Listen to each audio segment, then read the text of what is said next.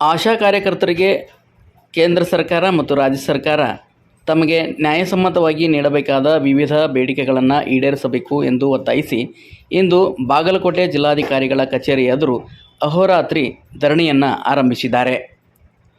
3 ದಿನಗಳ ಕಾಲ ನಡೆಯುವ ಅಹೋರಾತ್ರಿ ಧರಣಿಯಲ್ಲಿ ಬಾಗಲಕೋಟೆ ಜಿಲ್ಲೆಯ ವಿವಿಧ ಭಾಗಗಳಿಂದ ಆಗಮಿಸಿದ್ದ ಆಶಾ ಕಾರ್ಯಕರ್ತರು ನಮಗೆ ಕೇಂದ್ರ ಹಾಗೂ ರಾಜ್ಯ ಸರ್ಕಾರ ನೀಡಬೇಕಾದ 10,000 ಗೌರವಧನವನ್ನು ನೀಡಬೇಕು ಎಂದು ಅವರು ಆಗ್ರಹಿಸಿದ್ದಾರೆ. ತೆಗೆದುಬಿಟ್ರಿ ಆದ್ರೆ ನಾವು ಆಶಾನ್ ಕೆಲಸ ಮಾಡ್ಕೋತಾ ಮುಂದುವರೆದೀವಿ. ಆಶಾ ಕಾರ್ಯಕರ್ತರಾಗಿ ನಾವು ಕೆಲಸವನ್ನು ಸಾಕಷ್ಟು ಹಗಲ ರಾತ್ರಿ ನಮ್ಮ ಕುಟುಂಬದ ನಿರ್ವಹಣೆಯ ಜೊತೆಯಾಗಿ ಆಶಾ ಕಾರ್ಯಕರ್ತರು ಸರ್ಕಾರದ ಸೇವೆ ಕೊಟ್ಟಂತ ಕೆಲಸಗಳನ್ನು ನಾವು ಮಾಡ್ಲಕತ್ತೀವಿ.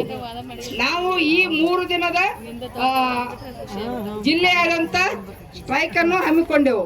ನಮ್ಮ ಮುಖಂಡರ ಸಮ್ಮುಖದಲ್ಲಿ ಸಭೆ ಮಾಡಿ 3, 12, 13, 14 ಜಿಲ್ಲಾ ಮಟ್ಟದಲ್ಲಿ ಈ ಮುಷ್ಕರವನ್ನು ಹಮ್ಮಿಕೊಂಡೆವು.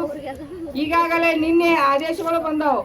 ಆಶಾ ಕಾರ್ಯಕರ್ತರನ್ನ ನೀವು ಎಲ್ಲ ಜೀರೋ ಕಳಿಸ್ತೀವಿ ಅನ್ನುವಂತ ಮೆಸೇಜ್ಗಳು ನಿನ್ನೆ ನಮಗೂ ಬಂದು ಫೋನ್.